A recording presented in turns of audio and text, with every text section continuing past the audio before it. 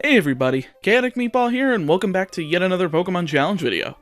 After the amazing reception of the Pokemon Emerald Kaizo Challenge, I decided I wanted to ask people if they wanted other Pokemon ROM hack and fan game challenges. And sure enough, I had people coming out of the woodwork asking for those, along with ROM hack Professor Oak challenges. I'll tell you that be patient on those. I'm going to be getting through the main games first, but I'm definitely interested. Either way, the game that I had the most requests for was Pokemon Insurgence, a game that I've heard of but never touched. Apparently there's an increased level cap up to 120, there's Delta Pokemon from the Halon region, akin to the Pokemon cards in the 3rd generation, a completely new region featuring all of the Pokemon from the first 6 generations, new Mega Evolutions and Armored Pokemon, and a bit of a darker story. I don't really care about the story, especially after having done this run. It just doesn't feel like it belongs in a Pokemon game. But I'll definitely say that the new Pokemon are interesting, especially for this run, which I'll be doing a Mono Ice challenge. So, let's get into the rules. I actually wanted to make this a bit more restrictive than normal Monotype challenge, while still being open enough to make it fun. Rule 1, I can only use Ice-type Pokemon, or anything that evolves into an Ice-type, such as Seal, Shelter, or Eevee in battle. Rule number 2, I can't use the PC. This means I have to choose my party wisely, and if I add a team member, I have to use it permanently. And rule number 3, no items in battle. Pokeballs and items outside of battle are allowed though, as well as held items. I also set this game on normal difficulty, since it's my first playthrough, and if I do any other challenges, I'll definitely be attempting them on hard mode. And with that said, let's get on with the show. So we start out in a cultist base with a Mew in our party. Okay, neat I guess. Oh, there's blood on the floor. Someone please tell me why this belongs in a Pokemon game again? I don't want a grim story, I just want people to actually be good at Pokemon, which this game does, but I'm not going to keep griping about it. There's tons of cults in the game, which are essentially our evil teams, but a bit more insane and sacrifice happy. Either way, I get out and arrive in Telener Town, where I'm able to choose a starter. We get access to Delta Bulbasaur, Charmander, or Squirtle, which are all not Ice-type, as well as an Eevee, which can evolve into an Ice-type, so I took that. Sadly, from my research, I can't evolve this into Glaceon until the Victory Road, but hey, Eevee's not that good anyway, so it'll be enough of a challenge to use it on the team. My rival of the game, Damien, also chooses an Eevee, essentially as a neutral choice, and in terms of the storyline, it makes sense, since he doesn't want to choose the Pokemon that the shady dude put on the professor's table. Why would you want them?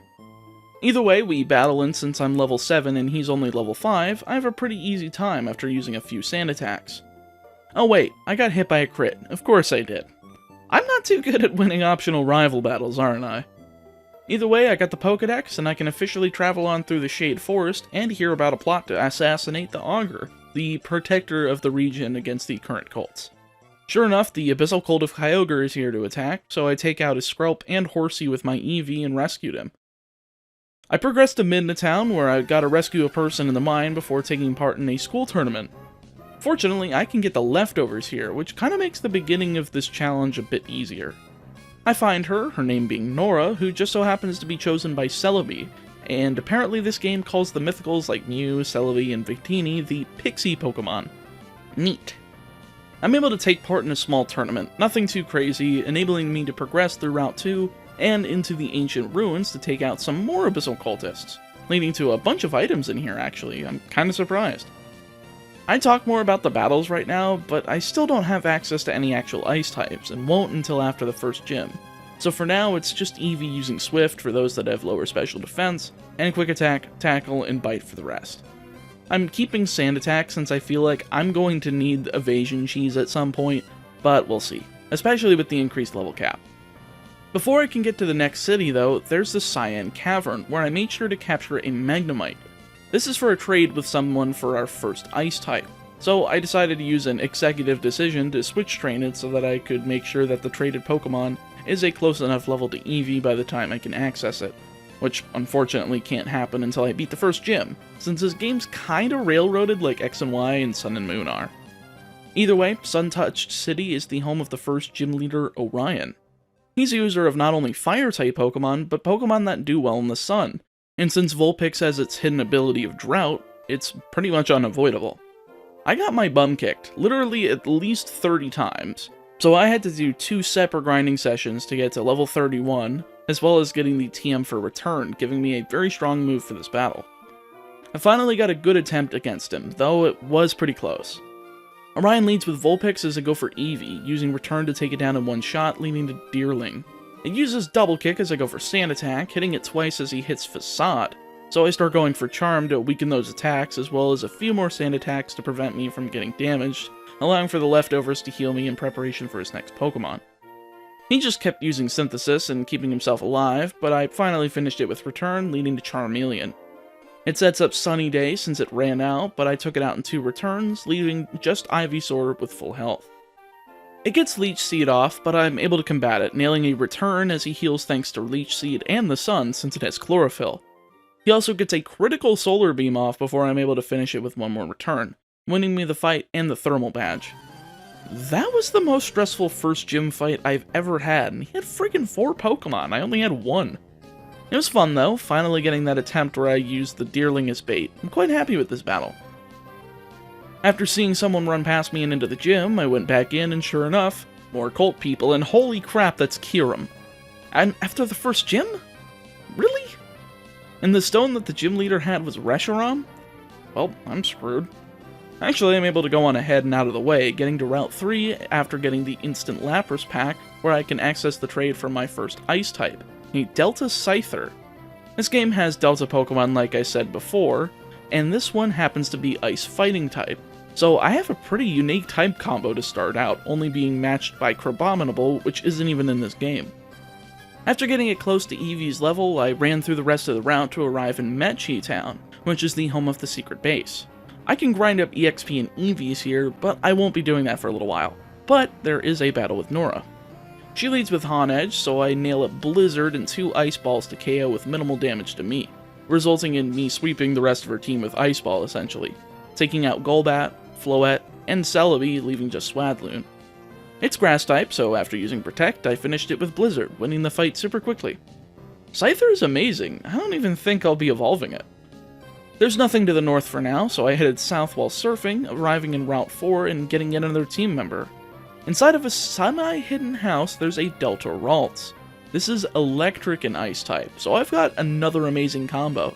Something I can't access outside of Frost Rotom or Arctozolt, which isn't in this game, so yeah, I'll take it.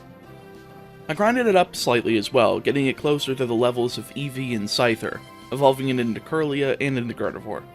I wasn't really sure if I wanted to get Gardevoir or Gallade, but since Gallade is also Electric Ice, I figured it wasn't as big of a difference as regular Gardevoir versus Gallade. Vipik City's next on our list, and it's the home of the second gym, which houses Bug and Poison type Pokemon. Not that big of a deal for my team. It actually only took me 1 try to win, as she starts with Shuckle as I go for Gardevoir, having naturally learned Double Team, so I just paralyzed it with Nuzzle, maxed out my evasion, and KO'd leading to Heracross. It couldn't hit me thanks to using Nuzzle to paralyze and several shockwaves, leveling up and getting Calm Mind, as if this battle couldn't be made any easier.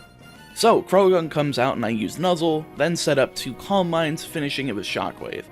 Next out is Beedrill and goes for Mega Evolution, but I barely missed the KO with Shockwave, following it up next turn. Next out is Tentacruel, and while it's faster and hits Toxic, it's still a one-shot due to being weak to Electric, leaving just her Haunter, also going down to a single Shockwave, winning me the battle against Xavier, and getting the Stinger Badge.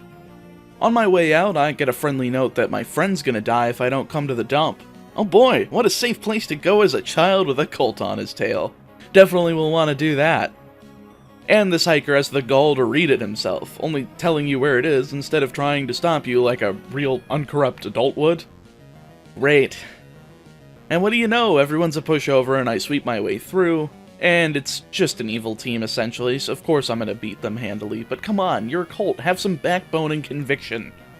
At the end, I'm attacked by 2 regular cultists rather than the admin, but they're a pushover as I just took them out with Eevee and Scyther, only needing Gardevoir since Dugong barely survived an attack, and because Scyther kept hitting itself. That's gonna be a pattern throughout this run, I'm just gonna tell you right now, Scyther's a bit of a dunce, but hey, we still love her.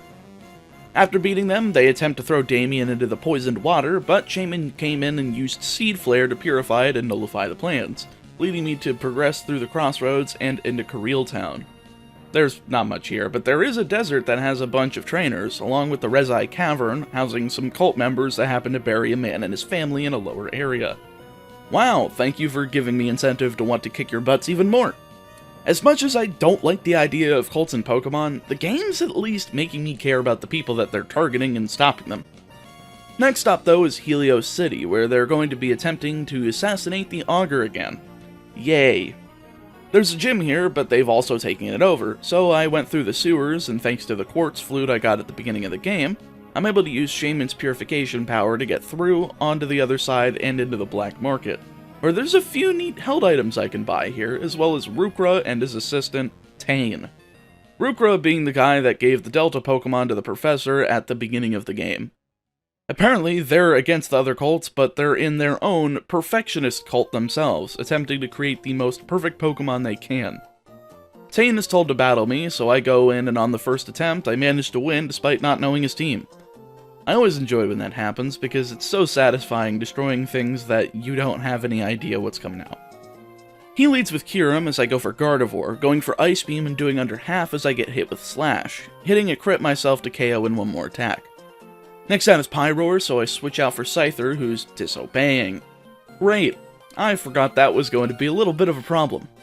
I managed to KO with Cross Chop, so next out is Stunfisk, who has literally the creepiest Mega Evolution I've ever seen.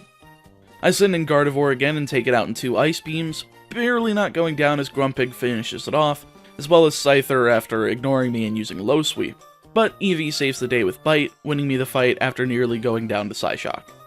With that though, I get the Mega Ring, giving me access to Mega Evolution. I'll be able to Mega Evolve some stuff like Abomasnow if I so choose to add them into my team, but this game actually added its own Mega Evolution such as Mega Eevee, so I'll end up using that for a bit.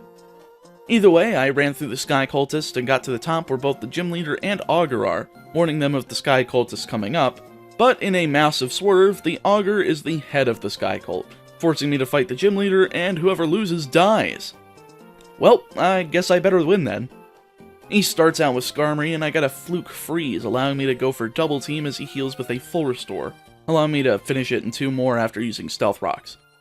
Next out is Noivern, so I set up a Calm Mind after tanking 2 Dragon Pulses, with him missing a Focus Blast after I broke the Focus Sash, finishing it and leading to his Altaria. It's his Mega Evolution, but it's quad weak, so Ice Beam's a one-shot anyway, as is Kingdra thanks to the crit. Next out is Talonflame, going for Flare Blitz and missing, letting me one-shot with Shockwave, leaving just Gliscor. It one-shots Gardevoir with Earthquake, so I send an Eevee to do something, but it also goes down to Earthquake too. So I sent out Scyther, and managed to land an Icicle Crash for the one-shot. Thank the Lord it obeyed, since I would have gone crazy if I had attempted that and lost. East dies, and after healing, I had to fight the Augur himself, who has summoned Rayquaza. Literally why, please spare me. Wait, I'm being spared? I don't have to fight him yet? Oh, goody! I got East's Will as well as the badge, so it's on to Route 7 where I decided, hey, I need some new members of the team to keep this a little bit more balanced. So I caught myself a Dugong and a Lapras. 2 good ice-water types, especially Lapras. I don't see Dugong being super useful, but I have 3 amazing Pokemon here in Gardevoir, Scyther, and Lapras now, that I could stand having a Mon to sack off if needed. After running through, I arrived in Utara Town, where there's not much other than a neat cave, although there is a library and another battle with Nora. I could have chosen Damien, but I like the idea of getting the EXP from a Celebi. She leads with Doublade as I go for Gardevoir, so I went for 2 Shockwaves as it wastes time with Iron Defense, leading to Celebi. Ancient Power does around a third, but 2 Ice Beams is enough for the KO, leading to Flygon. Insurgence is a really sick looking Mega Evolution for Flygon, but it's still a one-shot with Ice Beam, leading to Floette. So I swapped for Scyther and used Icicle Crash to KO, leaving just Vanny. Again, Grass type dies to Icicle Crash. Good fight, easy team, glad I chose Nora to fight. After healing, I'm able to enter the library and get access to a Prophecy, but I have to beat the Oracle first before hearing it. The Oracle leads with Claydol and uses Power Split as I go for Calm Mind, doing it twice before I KO'd with a single Ice Beam, leading to Delphox. It missed with Will-O-Wisp the first time, allowing me to finish it with 2 Shockwaves as he burned me, leading to Jellicent. I got Thunderbolt after leveling though, so I used it to one-shot Jellicent, and I nearly one-shotted Aegislash after it used Swords Dance, going down next turn. Last out is Bayonet, and it's a Mega Evolution. Barely not KOing Gardevoir with Sucker Punch as I KO with Thunderbolt, winning me the fight. There's something very satisfying about getting wins with that little HP remaining. Barely just skating by is fun. Also, if you guys watched my Fire Red Chinchou challenge, you'll know that the combo of Thunderbolt and Ice Beam is absolutely wild, so it's time to go on a tear for the rest of the game. Continuing on to Route 8, there's a Snorlax in front of a cave, so I'm guessing that I'm going to be needing a Pokeflute. And sure enough, over in Miara Town, there's that, but before that, Audrey of the Abyssal Cult. Managed to break in the museum, something about a blue orb and a fake, but it makes sense since she's going after Kyogre. Well, after doing a side quest and taking out some pirates, I headed to the Whirl Islands just south, which I guess there's multiple Whirl Islands? I don't care, it's the home of Lugia, so it makes sense. And Audrey's also after Lugia, since it can control storms, planning to work in tandem with Kyogre to flood the region. Well, I can't let that happen, so it's time to battle. Audrey leads with Lantern as I lead with Eevee, Mega Evolving in order to use 2 sand attacks and hitting a return before going down. So I send in Gardevoir, going for a few double teams as I got hit with 2 Scalds, maxing out before I got hit with 1 more, then I went for 4 Calm Minds, then attacked. Ice Beam did over half, but she switched for Ludicolo, going down to an Ice Beam. Next out is Groudon, which Mega Evolves, but goes down to Thunderbolt. Next out is Swampert, which goes down to an Ice Beam, leading to the Big Bad Lugia. It misses Psychic twice, allowing me to hit 2 Thunderbolts to finish it off, leading to Kingdra, going down to a Thunderbolt and leaving just her Lantern, going down to one last Ice Beam. I was worried it was going to have Volt Absorb, so I just went for Ice Beam on Lantern. Sorry, Audrey, I am essentially a Time Lord thanks to the power of saving and soft resetting. You had no chance. After getting the Pokeflute and running through trainers, though, I finally arrived in Sonata City, the home of the normal and fairy-type leader, Harmony. She's a force to be reckoned with, though, especially with a skill link Cincino, so I did a bit of grinding for Dugong and Eevee since they were pretty underleveled in comparison to the rest of my team. At this point, though, I didn't realize there were Audino trainers that could have made this take less time, but I digress. After enough grinding, I managed to beat Harmony relatively easily. She leads with Cincino, so I go for Scyther, taking it out in a single low sweep. Next out is Azumarill, so Gardevoir is the easy choice, going for Thunderbolt to take it out. Next out is Sylveon, so I go for Dugong to get some chip damage off with Aqua Jet before going down and into Eevee, where I Mega Evolve and used Return twice to barely not KO as it goes down. I should have used its ability to my advantage to turn into Umbreon to be immune to Psyshock with Bite. Protean Maximus is fun for Mega Eevee.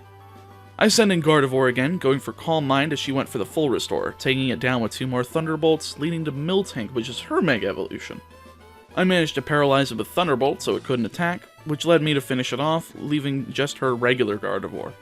It's a mirror match technically, but mine is so much better, landing an Ice Beam as it missed Focus Blast, forcing her to use a full restore, and since I outsped, it was dead after that. Last up is Togekiss, which is a one-shot with Thunderbolt, winning me the Paragon Badge. Neat names for the badges so far, that's for sure. Uh-oh, the power went out, local retirement home, and wouldn't you know, it's Tane and Rukra. They turn the power back on, but they experiment on one of the old people, injecting him with Pokerus, making him look a lot more like Deoxys, capturing Damien in the same process. Well, I wonder if this game's gonna call this a pandemic. A pandemic. Guess I can't say that word without getting demonetized.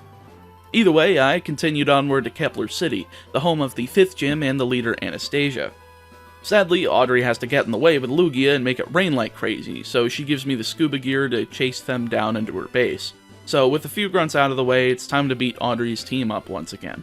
Though it was cool to be able to sneak in with Mew's transform ability and actually using the disguises of the cultists, and Audrey herself here. She leads with Lantern once again as I go for Eevee, Mega Evolving and going for Sand Attack, getting 2 of them off before sending out Gardevoir and going for the same strategy that I used in the last battle, using 5 double teams and 4 Calm Minds before finally getting burned and going for 2 Ice Beams to take it down. Next out is Alakazam, who goes for Substitute and Focus Blast, but I take it down, barely not going down before Groudon goes out and goes down to after Mega Evolving. Gardevoir goes down to the burn, but I've still got 3 Pokemon to take out. Thankfully, after Lapras got destroyed, Scyther took down Ludicolo with an Icicle Crash, and Kyogre, although it went into its primal form, misses with Origin Pulse, allowing me to KO with 2 close combats. Literally how? Last up is Kingdra, and I got a critical close combat, winning me the fight. Seriously, how? How did I get through those last 2 Pokemon? I shouldn't have won that fight. Either way, she's confronted by the old Deoxys man, and apparently she's Damien's mother. Yikes. Speaking of which, he's also infected as well. And apparently there's also a Giratina cult. Can we please stop worshipping Pokemon? Dear Lord, people, y'all are whack. Either way, it's gym time, and this time the gym is the Steel and Electric type one. These are some tough types for me. Heck, I must have tried 25 times before I won, but that was from sheer luck. She leads with a Klefki, which has Prankster, so it outspeeds and hits Swagger, but I managed to get off an Ice Beam as well as a Thunderbolt to take it down without Gardevoir hitting itself. I switch over to Eevee as she sends out Metagross, and I trust that she's going to go for Zen Headbutt, so I Mega Evolve and go for Bite to be immune and get some damage off. Barely doing under half as it goes down, so I send in Dugong, hitting off 3 Aqua Jets for minimal damage before going down, leaving my Gardevoir to pick up the KO with a Thunderbolt after barely surviving a Meteor Mash. Next out is Magnezone, so I swap for Lapras to bait the Thunderbolt, swapping back for Gardevoir to get that special attack boost, hitting an Ice Beam for nearly half as Gardevoir goes down, allowing for Scyther to clean up that KO. It's 2 on 3, and she's got an Aegislash, a tough-as-nails Pokemon, but I went for Lapras, managing to take it out after she healed with a Hydro Pump and Aqua Tail, leading to Electivire. It finishes Lapras with Wild Charge, leaving just my Scyther, but I get the flinch with Icicle Crash, so I go for Low Sweep to finish, but she heals. Fortunately though, Low Sweep lowers speed, and it did over half, so I finish it with another one, leaving just her Wash Rotom. I prayed, used Low Sweep, got the speed drop, and she missed with Will-O-Wisp, allowing me to finish it off with a close combat. Man, that battle was fun, but wow, I did not deserve to win that one either. And oh great, Anastasia's working with Tane and Rukra. Can we just have a gym leader besides Orion that isn't corrupt or taking commissions to make these cults stronger? Why would you build armor for a Zekrom? That's just stupid. That's just inviting them to take over the region. This also forced me to have a battle with Tane, meaning I have to contend with both an armored Zekrom and a Kyurem on the same team. And we're only just past the 5th gym. This game does not mess around. So after getting pummeled, it's grind time.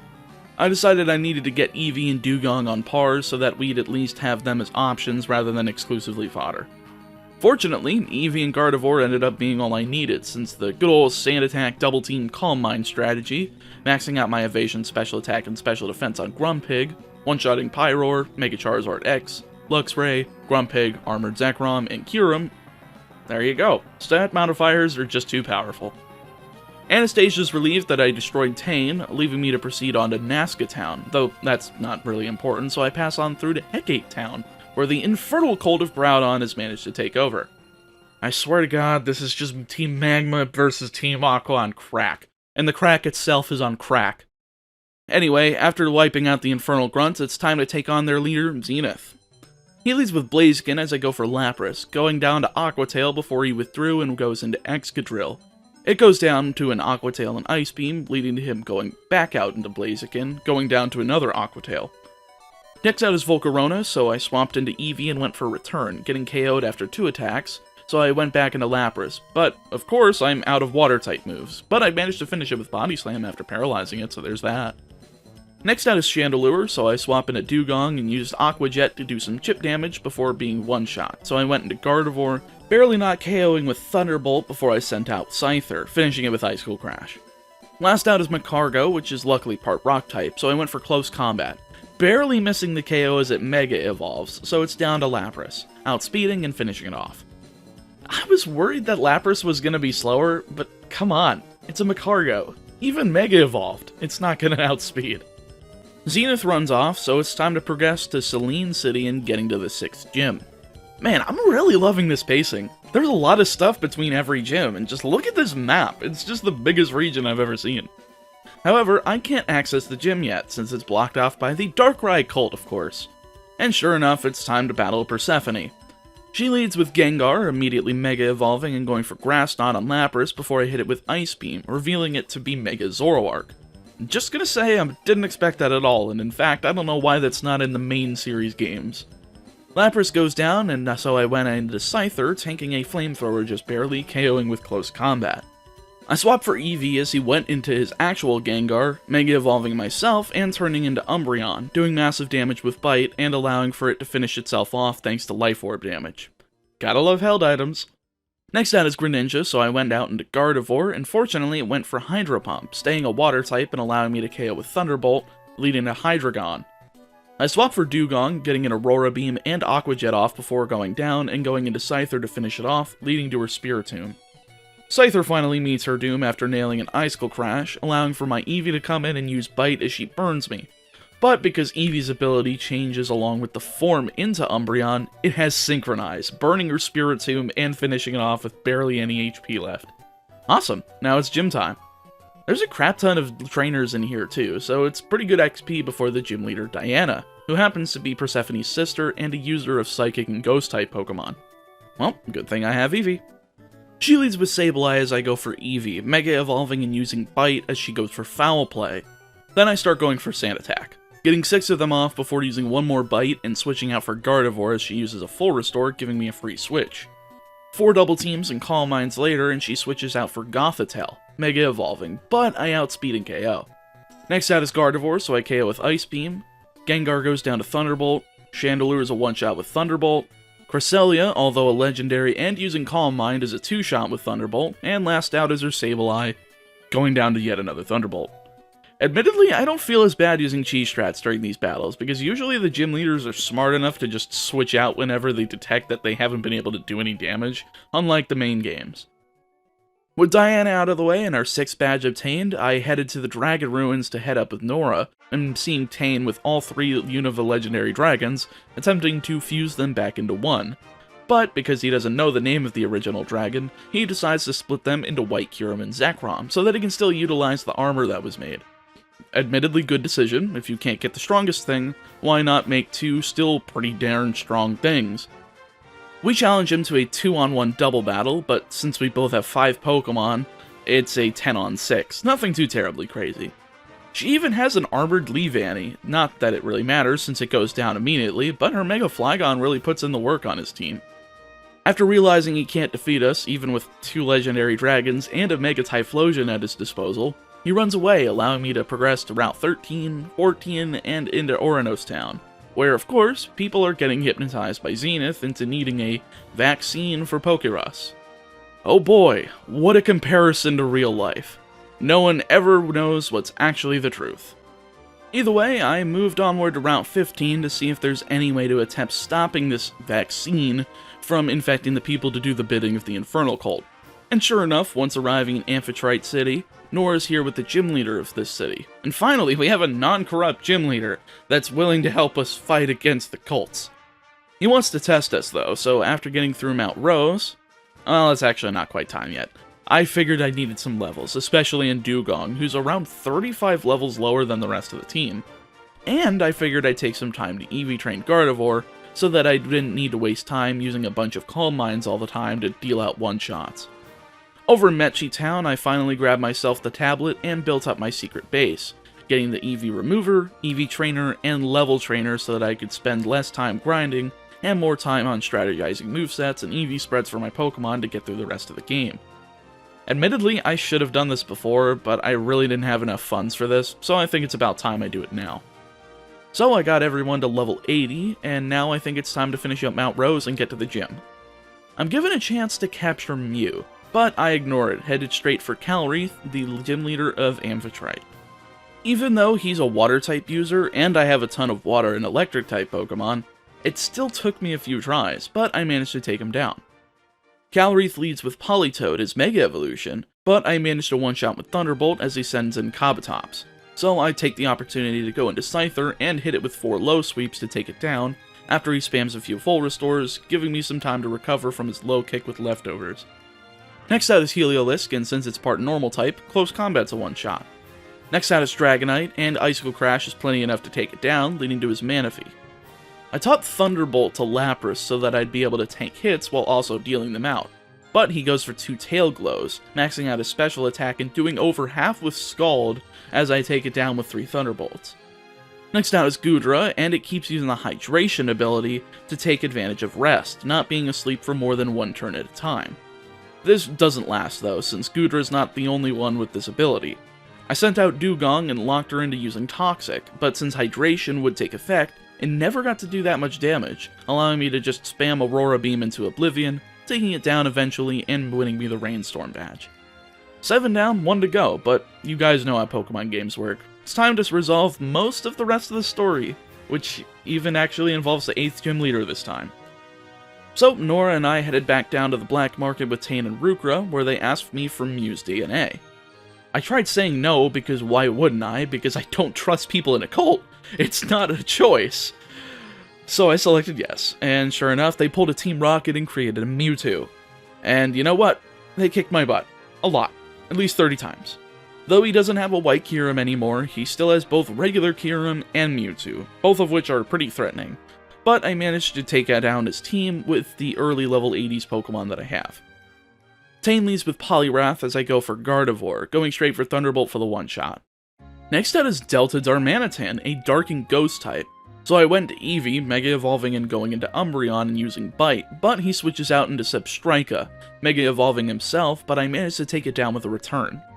Next out is Gallade, so I swapped for Dugong to absorb a close combat, which lowers his special defense, making it easy for Gardevoir to KO with Thunderbolt. Darmanitan's back out, using Knockoff and barely missing the KO on Gardevoir, but I managed to get a critical, KOing and leaving just the legendaries. Next out is Mewtwo, so I went to Eevee, barely living an Ice Beam as I nailed Bite, and KOing with Return after he missed a Focus Blast. I can't believe I KO'd a Mewtwo with a freaking Eevee. Last out is Kyurem, taking out Eevee as I sent in Scyther, one-shotting it with close combat and finishing the battle.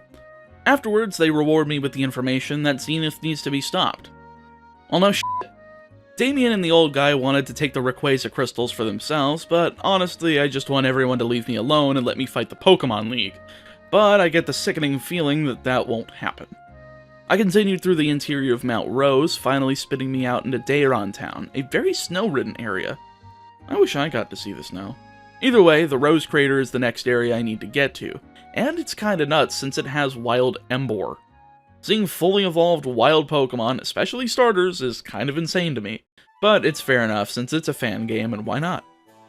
Diana and Calreath met with Nora and I so that we could take on the Infernal Cult headquarters, where Persephone followed us because of course, she's obsessed with Darkrai. Honestly, I don't know why it's not obvious that it's only following her sister because she captured Cresselia, but before we draw any conclusions, everyone's captured, but I managed to get out after annoying the Grunt and getting his DNA and opening up the cells, eventually getting to the TV set where Zenith's hypnotizing the entire Tauren region, and somehow has already captured Groudon and is capable of Primal Reversion. That thing kicked my butt a lot, as with most things in this game, especially since I couldn't use any of my Water-type moves on it. Even though it's a Ground and Fire-type, he has an ability that basically makes it evaporate. He's also able to use items in battle, which of course, that makes it harder, but I finally managed to take him down after about 20 attempts, which also includes having to mash through all of the dialogue, which it seems to be a problem with these battles that I keep struggling on. I have to save in front of it, and then I have to hit the space bar every minute, and it hurts my... Zenith leads with Excadrill as I go with Scyther, going for close combat for the one-shot as he goes into Groudon, immediately reverting as I swap into Lapras. It uses Lava Plume, getting the burn off as I used Ice Beam, nearly KOing me with Stone Edge as I get another one off, going down to the burn. I sent out Gardevoir, KOing in 2 Ice Beams since he used a full restore, luring out Chandelure. Ice Beam and Thunderbolt are plenty enough for it to go down, missing an Overheat and leading to Volcarona. I figured now the best time to use Double Team since it uses Fire Blast, a normally 85% accurate move that only has 5 power points. And since it also wastes time with Quiver Dance, something I can negate thanks to Calm Mind, 6 Double Teams and 2 Calm Minds later, and I am able to take it down with 2 Thunderbolts, leading to Blaziken. He Mega Evolves and uses Protect to allow for his Speed Boost to activate, but my Double Teams pull through, allowing Gardevoir to dodge Flare Blitz and take Blaziken out with a Thunderbolt. Last out is Heatran. How does he have 2 legendaries? Why does everybody have 2 legendaries? Either way, Gardevoir outsped and nailed a Thunderbolt for the one-shot, but still, why do you have 2 legendaries? I'm provided with the Heart Swap ability, giving me another option through the Quartz Flute, allowing me to progress. Though actually, this place is full of ice types now that I'm here. You know what? I think it's about time I finish my team off, and that's by adding Avalugg to the team.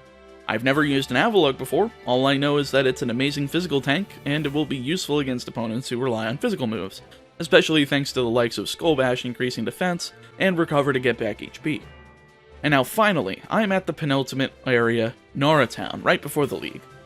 Weirdly though, there's no gym here, and an old man tells me not to go to the Shade Forest, the area where I started the game off. Well, I'm way stronger, so why the heck not? Sure enough, Persephone attempts yet another sacrifice to Darkrai, but this time it backfires since she also has Cresselia's Pokeball from Diana. And she crushes it. Holy crap, that's just evil. A Pokemon can't protect themselves at that point. Darkrai goes on a frenzy, sending me to my own dream realm where Damien and the old man managed to get into. They're doing too much harm, it's time to put their infected personalities out of their misery. Damien leads with Deoxys as I go for Gardevoir, getting nailed with a low kick as I go for Thunderbolt, knocking his Focus Sash away and KOing after he healed. Next out is Metagross, so going down to 2 Thunderbolts after missing a Meteor Mash.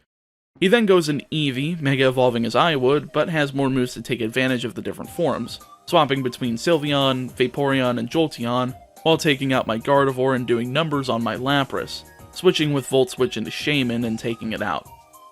I sent in Dugong, taking it down with Aurora Beam, and going into Scyther as he sends back an Eevee, KOing with a low sweep and winning me the fight. It's a shame, he doesn't seem to have a will of his own anymore with this virus. I guess Deoxys is a force to be reckoned with. And with that, I traveled onward, getting myself to Cerebrum Town and discovering that the first Augur has been trapped down here for a year. And he just so happens to be the 8th gym leader. And he just so happens to be my dad. Wow! I neglected to mention that he's lost his memory, but hey, that's not too important. At least that hasn't come up at all. Adam leads with Greninja as I go with Scyther, taking it out with a close combat and 2 low sweeps after knocking the Focus Sash and a full restore. Next down in Tyranitar, which... Hold up. A max revive? When did traders start using revives? Well, I guess I gotta contend with 7 Pokemon from here on out. Tyranitar's a one-shot with close combat, leading to Hydreigon. He Mega Evolves into literally the coolest Mega Evolution ever, changing form and getting more heads after attacking, but I took it out in 2 Ice Beams, leading to Drapion. There's not really anything I can do against this thing other than neutral damage, but because all of its attacks are physical, I just went into Avalugg and started going for Skull Bash and Recover, nearly maxing out my defenses as he swapped for Greninja. I took it out in 2 Skull Bashes, leading to Bisharp. It goes for Swords Dance and Sucker Punch, but it really didn't do too much. And Recover is great, so I just walled on it for a few turns with Double Edge, taking it out and leaving him with only 2 more Pokemon. Drapion's back out and goes down to 1 more Double Edge, leaving just Spiritomb. Luckily, I still have Crunch, but it burns me. But I managed to get the defense drop, taking it out after I used a few recovers. That was a fun battle, but of course there's still a few cult-related things to take care of before the league. One of them happens to be the former 2nd Augur, Jaren. He leads with Aegislash as I go for Eevee, hitting Bite as he flinches, but of course King's Shield is priority, so I can't continue to do big damage. He switches out into Goodra, but I made sure to wipe out his White Herb with Sand Attack, using 6 of them before swapping over to Gardevoir, and with its special attack being halved, it's easy enough to just max out Gardevoir's evasion and use a bunch of Calm Minds. Somehow it hits only 1 Draco Meteor, taking down its special attack even more, being even dumb enough to go for Thunder, making Gardevoir's special attack go up yet again before being frustrated and switching back for Aegislash. I went for another Calm Mind, finally finishing it with Thunderbolt, and I'm sure you know the rest. Lucario's a one-shot, Arcanine's a one-shot, Salamence is a one-shot, Rayquaza, even through Mega Evolution, is a one-shot. Oh wait, nope, that's V-Create. Well, I'm dead now. So is Dugong, but he's dropping his defenses and speed by so much, allowing for Eevee to barely miss the KO as it goes down. So he heals with a full restore, letting Scyther follow up with an Icicle Crash, and both it and Goodra to finish the fight. Immediately afterwards, the Giratina cult, which they claim to not be a cult, but of the Distortion world from Pokemon Platinum. They finally confronted me and attempted to take me down and the normal world with it, but sure enough, my Ice types and my weak-ass Eevee was plenty enough to sedate them. Though it was cool to go through the maps for stuff like the Pokemon Mansion and Pokemon Tower from Fire Red Leaf Green, and even areas from newer games like Pokemon Village from X and Y, and amazingly enough, Cinedark Isle, the final area from Pokemon XD. Never would have guessed that I'd see that in a pixelated form, but here we are and I'm quite pleased to see it. After getting through the trials, the leader reveals itself to me as Forgotten One Nyx. They have Nora captive, so I'll need to fight him to set her free, this time in an inverse battle where the type chart is flipped on its head. So things like Normal are resistant to fighting types, and Rock is weak to Normal, and so on and so forth. He leads with Aurorus, so I go for Ice Beam, doing massive damage before using a full restore, but I managed to take it out after taking a Blizzard. Next out is Garchomp, so I swap for Dugong, going for Aqua Jet for some chip damage, but it went down to Outrage. Lapras was the better choice though, but I missed the KO, so after a few turns of back and forth, it finally goes down, so I went into Gardevoir. I'm lucky that he hit himself, or else Gardevoir would have gone down too, but I managed to take it down with Thunderbolt, leading to Kangaskhan. I swapped for Scyther, managing to flinch it twice with Icicle Crash and knocking out his Mega Evolution with no consequences. Executor was an easy one-shot with close combat, so I swapped for Gardevoir, one-shotting Breloom with Thunderbolt and leaving his last Pokemon, Greninja. I swapped for Scyther, but I was bamboozled, getting hit with Dark Pulse and Ice Beam to KO, though it's doing a lot of damage to itself thanks to the Life Orb. He's on a sliver when I go into Eevee, Mega Evolving, and managing to tank one more Ice Beam for him to KO himself, winning me the fight. It's not too often when one of the opponents in a challenge like this actually knocks out their own final Pokemon, but hey, there's a first time for everything. He even manages to summon Giratina, which happens to have a really sick primal reversion in this game that's every type at the same time, therefore being 16 times resistant to things like Bug, and barely being able to take any damage whatsoever. Luckily, the Ice type is one of those types that is neutral against it, so I managed to use that to my advantage while just wasting my time with Eevee, not really knowing what to do because I was freaking out about how cool this battle was. Lapras and Scyther put in the work, taking it out and allowing me to return to the real world with the help of Hyperspace Hole, an ability that I retrieved from Hoopa, finally allowing me to get to the victory road. And guess what? It's finally time to have the full team of Ice types. That's right, Eevee, there you go, you're a Glaceon now! You're basically useless now that you can't Mega Evolve because you don't have any stab moves, but you still have Stand Attack, and Lord knows I'll be needing that when we go through the Elite Four. I made sure to use the level trainer in Mechi Town as well to get the team to level 100, but at this point, I didn't even know the level cap was above 100, since I just saw recommendations for a challenge in this game, and I just did light research about what Pokemon were in it. Either way, after the segmented victory road, it's time to beat up this Pokemon League and see who the champion is. So the League is able to be challenged in any order, kinda like the Leagues from Gen 5 and onward, so I selected Kayla as my first fight. These members don't actually use a specific type, they actually use a certain type of team, such as how Kayla uses a Baton Pass team, Edward uses Sandstorm, Yuki uses Hail, and London uses Trick Room. It's a good gimmick, and I'm interested to see how my team fares, especially against Yuki since I can take advantage of Hail as well. Anyway, time for the fights. Kayla starts with Smeargle as I go for Gardevoir, immediately setting up Calm Mind since I know she's going for Quiver Dance. Match that with Moody, and Lord knows I need to get my stats up pronto. She eventually baton passes over to Sylveon, so I start raising my evasion with Double Team in order to combat her Sylveon's advancing stats with Calm Mind. Eventually, I max out my evasion, and she lands a Hyper Voice, but I get the lucky crit and one-shot through her boosts, and that's when her plan falls apart. Blaziken is a two-shot through the Focus Sash, missing 2 Fire Punches. Scizor misses Bullet Punches I nail with Thunderbolt. Slowbro's out next, Mega Evolves but is too slow and dies to Thunderbolt. Smeargle's back out, also having a Focus Sash, so she goes for Baton Pass over to Espeon, but for some reason swaps back over to Smeargle, allowing me to KO and leaving only her Espeon. It goes for Stored Power, landing it, but with no boosts, it can't even KO at this low of HP, so I follow up with a Thunderbolt and I win. 1 down, 3 to go. Sadly though, I got walled pretty hard by Edward, so I decided to just leave his chamber and went after Yuki next, confident in my abilities to take her down. She gave me a hard time, like 45 minutes of a hard time, but I did manage to get through with the power of Sand Attack, Double Team, and Calm Mind. Honestly, I'd normally feel bad about using Double Team, but when all your Pokemon are either walls for a certain type of damage, or glass cannons, or in this case, ice cannons, just as easily shattered, it kinda gets to be the point where you need to, or else you're going to die. Anyway, Yuki leads with Mamoswine as I go for Glaceon, getting outsped as she goes for Stealth Rock, but it gives me a free turn to use Sand Attack.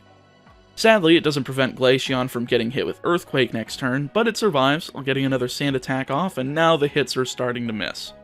I get off all 6 Sand Attacks before she nails another Earthquake, giving me a free switch to Gardevoir. Perfect timing. I set up all 6 double teams as it runs out of Earthquakes, going for Knockoff as I started using Calm Mind, getting 3 of them off before barely surviving one, eventually maxing out and KOing with Ice Beam. And like that, they all fall like flies. She-Max revives Mamoswine as I take out Chandelure with Thunderbolt, Delta Trevenant's a one-shot with Thunderbolt, being a fairy fighting type, Mamoswine's a one-shot with Ice Beam, Starmie's a one-shot with Thunderbolt, missing a Psyshock. Cryogonal, though, manages to hit Blizzard thanks to the lack of accuracy check and Mega Evolution, taking out Gardevoir, but I just went into Scyther, finishing it, and Rotom Frost off with 1 close combat apiece.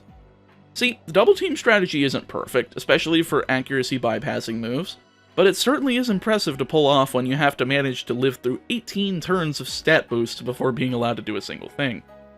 Third up is London, the only league member I managed to beat on my first try due to looking up his team beforehand. I can't say that I'm surprised, but if I know something ahead of time, chances are I'll be able to formulate a better strategy. Oh yeah, I guess I'll just cut to the chase. Sand Attack, Double Team, Calm Mind. Need I say more? Well, I guess I can. Reuniclus has a Mega Evolution that automatically sets up Trick Room, and it also has Calm Mind, so we're at least on a similar playing field. After setting up like crazy, she just starts throwing everything out, hopefully for something to stick, even max reviving Reuniclus, but it can't Mega Evolve again, allowing for Gardevoir to just one-shot his entire team, leaving just Edward. Oh my lord, Edward. This guy literally took me 3 hours to get down, and that's because I physically couldn't win without my perfect Sand Attack, Double Team, Calm Mind combo.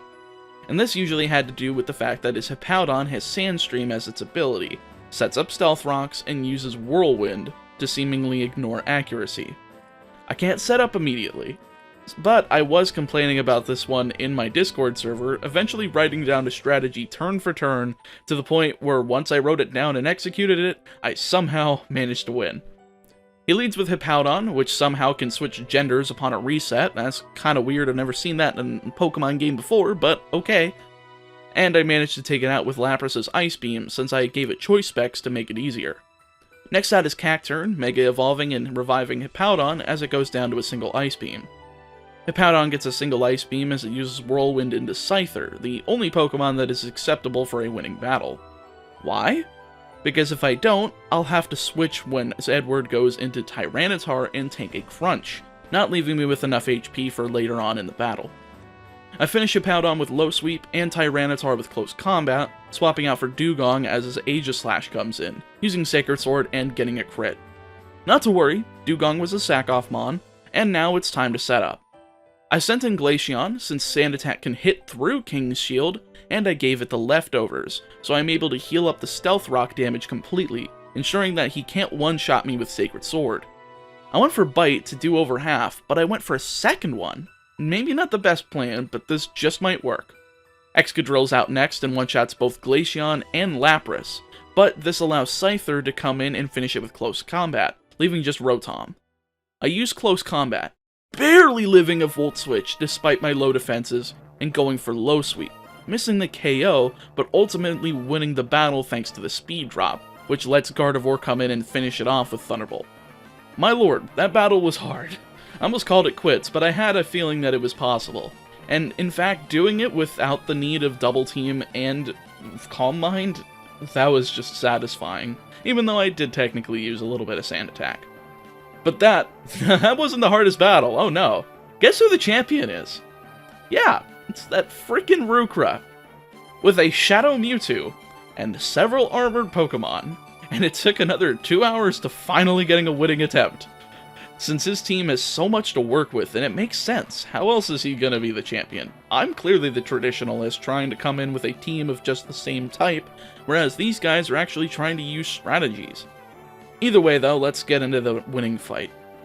Rukra reads with Armored Tyranitar, so that's an easy close combat, but that's literally the only easy part of the fight. Next out is Shadow Mewtwo is seen in Pokken Tournament, so I swap for Dugong to take a Psyshock, allowing him to take Life Orb and Sandstorm damage, using Aqua Jet to get another turn of damage off. I sent in Lapras, barely missing the KO, but Sandstorm finished it off, leading to Delta Volcarona. It's a Poison Dark type and has Levitate, so it has no weaknesses unlike Drapion with the same typing. Yikes. I hit one more Hydro Pump, but it finishes off Lapras, as well as Glaceon after hitting only one Sand attack. I actually reserved myself to losing this attempt, but I managed to get 6 double teams up, getting hit with only one Sludge Wave, but I managed to live, getting 3 Calm Minds before hitting 2 Thunderbolts to KO. Next up is Flygon, Mega Evolving and going down to Ice Beam while missing a Bug Buzz, leading to Kyurem. I guess he took Tane's legendaries because he was incompetent. It's a critical one-shot with Ice Beam, leaving just Delta Haxorus, a Water Rock type. Thunderbolt's a one-shot, winning me the fight and the League Championship. I don't know what's more satisfying, winning the League in a game I've never beaten before, with a challenge run nonetheless, or beating a piece of crap that has manipulated some of the stupid cult stuff throughout the game. You know what, I think both are satisfying, but either way, with my entry in the Hall of Fame, the challenge is complete, officially being my first successful challenge in a Pokemon fan game. Overall, I think I did pretty well, especially for avoiding legendaries, since I could have gone after Articuno and Regice, but I think it would have been unfair. Avalon and Dugong weren't really that useful at all, but I'm glad I got to use Scyther and Gardevoir, since they put in a lot of work, as did Glaceon and Lapras. I'm really pleased with this challenge, but for next week, I'm going to be returning to the official games for either a minimum battles run or a regional rumble. That depends on how my planned collaborator's doing in his side of the challenge. See you guys then. Thank you for watching the video. This run took a long time to make, so if you enjoyed it, make sure to hit the like button and subscribe, since only 1 out of 4 people are subscribed to the channel. If everyone subscribed, I'd be over at 100,000 and get the really cool silver play button, which is one of my ultimate goals in life, but that's kinda dumb. Either way, I'd really just love to hang that up on my wall. Either way, stay safe, stay healthy, and I'll see you guys next week.